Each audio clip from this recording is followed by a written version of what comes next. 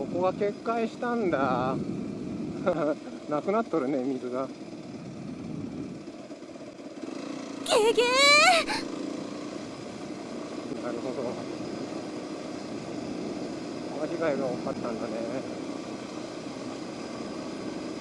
で、ここから溢れた水が下を流したのかな。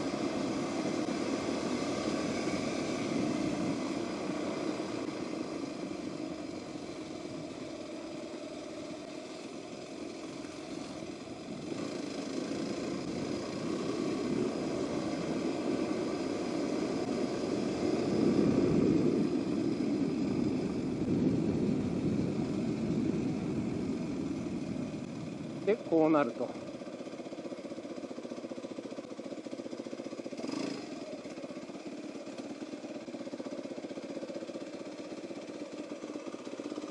よしか。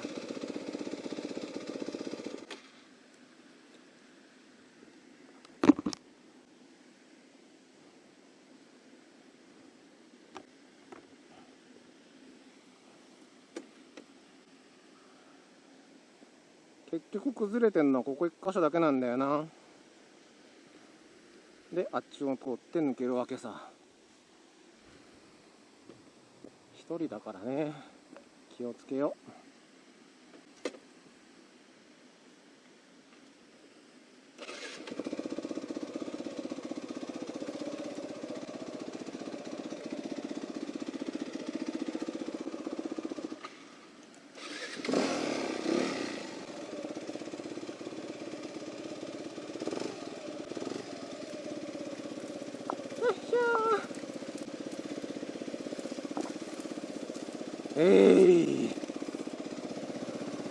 オッケー。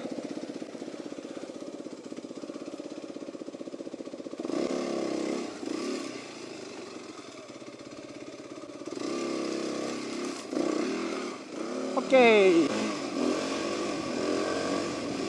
朝ここまで来たからね。